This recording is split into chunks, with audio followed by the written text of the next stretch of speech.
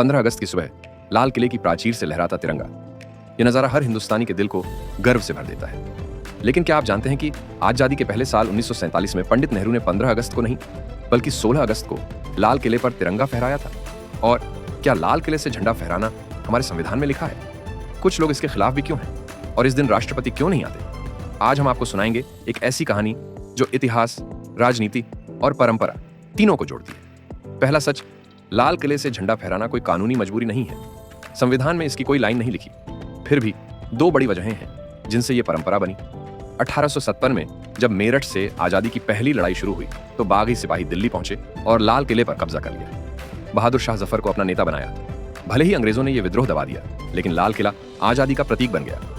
1942 से 1946 तक नेताजी सुभाष चंद्र बोस की आजाद हिंद फौज का सपना भी था।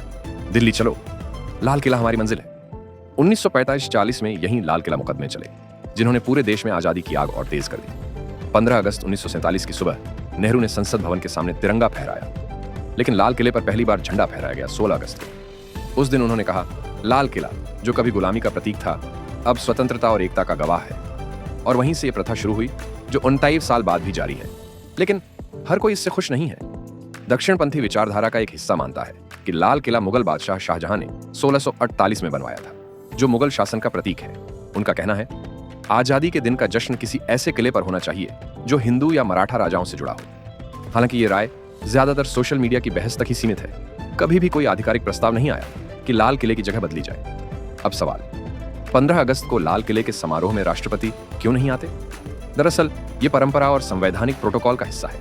1950 से पहले राष्ट्रपति का पद ही नहीं था। आजादी के समय भारत के गवर्नर जनरल थे लॉर्ड माउंटबेटन। जब डॉम्बर राजेंद्र प्रसाद पहले राष्ट्रपति बने, तब भी नेहरू ने लाल किले पर झंडा फहराया और यह परंपरा चलती रही। इस दिन प्रधानमंत्री अहम किरदार में होते हैं क्योंकि वे सरकार का नेतृत्व करते हैं, जबकि 26 जनवरी को राष्ट्रपति कर्तव्य पथ पर गणतंत्र दिवस की सलामी लेते हैं, जो संविधान के गौरव का प्रतीक है। इसके अलावा राष्ट्रपति 14 अगस्त की रात राष्ट्र के नाम संदेश देते हैं, जिसमें वे एकता, उपलब्धियों और चुनौतियों पर बात करते हैं। शायद आपको लगता हो कि 15 अगस्त कोई खास भारतीय तारीख थी, लेकिन असल वजह कुछ और है। 20 फरवरी 1947 को ब्रिटेन के प्रधानमंत्री एटली ने कहा, भारत को जून 1948 तक पूर्ण स्वशासन देंगे।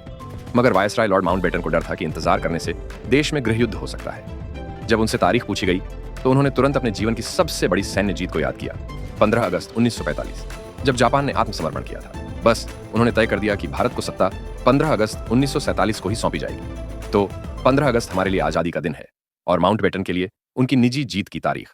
तो अगली बार जब आप 15 अगस्त को लाल किले से लहराता तिरंगा देखेंगे, तो याद रखिए, यह सिर्फ एक परंपरा नहीं, बल्कि आजादी की लड़ाई, नेताजी के सपनों और नेहरू के उस पहले भाषण की याद है। लाल किला हमारी आजादी का गवाह है और जब तक तिरंगा लहराएगा, ये कहानी हर हिंदुस्तानी के दिल में जिंदा रहेगी।